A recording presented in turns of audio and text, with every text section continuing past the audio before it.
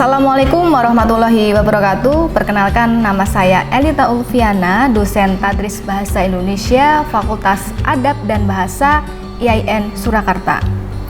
Nah, di dalam prodi Tadris Bahasa Indonesia, selain dipelajari bahasa dan sastra Indonesia, kita juga mempelajari pengajarannya. Nah, salah satu yang dipelajari di dalam prodi Tadris Bahasa Indonesia mengenai pengajaran adalah BIPA, atau Bahasa Indonesia bagi penutur asing. Mata kuliah BIPA ini itu memiliki bobot 6 SKS. 3 SKS pertama itu dilaksanakan pada semester 4 yang dinamai dengan mata kuliah BIPA 1. Kemudian di 3 SKS selanjutnya itu akan dipelajari di semester 5 dengan mata kuliah BIPA 2. Nah, di dalam BIPA 1 ini itu mempelajari mengenai teori dan strategi pengajaran BIPA. Ini dipersiapkan bagi mahasiswa yang nantinya dapat menjadi pengajar bahasa Indonesia bagi penutur asing, baik di Indonesia maupun di luar negeri. Nah, di dalam BIPA 1 ini apa saja yang kita pelajari? Yang pertama, itu ada sejarah perkembangan pengajaran BIPA. Jadi kita mengetahui bagaimana orang-orang asing itu atau penutur asing itu mulai tertarik atau menggunakan bahasa Indonesia di negaranya. Kemudian bagaimana kondisi aktual BIPA masa kini. Ya.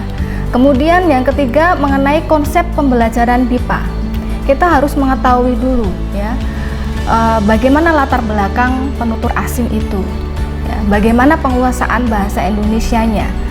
Nah, kemudian yang keempat itu ada kerangka acuan yang digunakan untuk pengajaran bahasa atau yang dikenal dengan sebutan Common European Framework for Reference Language. Ya. Nah, di dalam Common European Framework of Reference for Language ini itu mempelajari masalah belajar bahasa, kemudian pengajaran bahasa dan penilaiannya.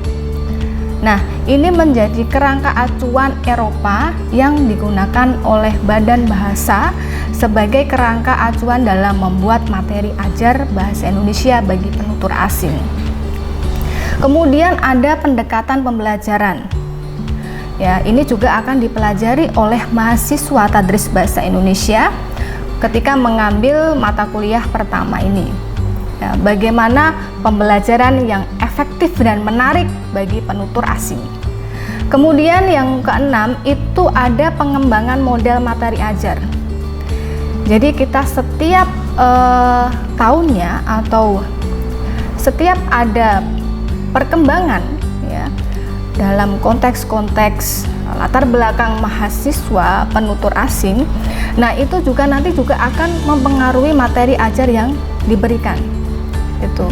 Nah, ini makanya nanti di dalam teori pada mata kuliah pertama ini kita juga akan membicarakan mengenai pengembangan model materi ajar yang digunakan.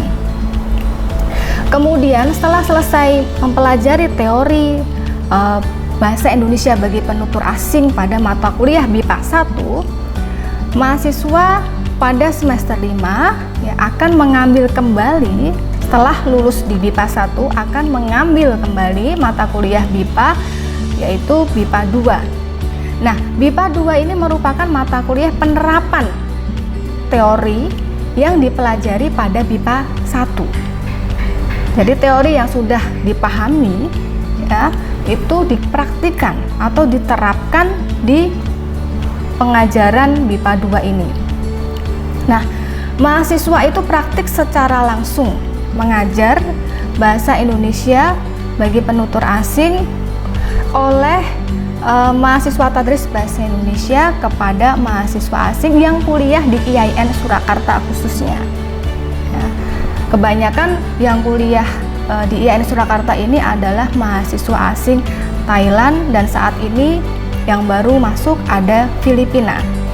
Nah, mahasiswa Tadris Bahasa Indonesia itu praktik langsung bertemu dengan mahasiswa secara tatap muka untuk belajar bagaimana mengucapkan atau menuturkan bahasa Indonesia yang baik dan benar. Nah, adanya pengalaman mengajar ya, membuat mahasiswa tadris bahasa Indonesia ini nanti akan mempunyai jam mengajar. Ya, banyaknya jam mengajar ini nanti ya akan diakumulasikan dan mahasiswa tadris bahasa Indonesia akan mendapatkan sertifikat ya berupa sertifikat jam mengajar. Ini adalah sebagai salah satu syarat yang nantinya akan digunakan oleh lulusan mahasiswa Prodi Tadris Bahasa Indonesia yang mengambil mata kuliah BIPA untuk dapat apply atau dapat mendaftarkan dirinya menjadi pengajar bahasa Indonesia di Badan Bahasa Kementerian Pendidikan dan Kebudayaan ya, sebagai pengajar bahasa Indonesia bagi penutur asing di dalam negeri maupun di luar negeri.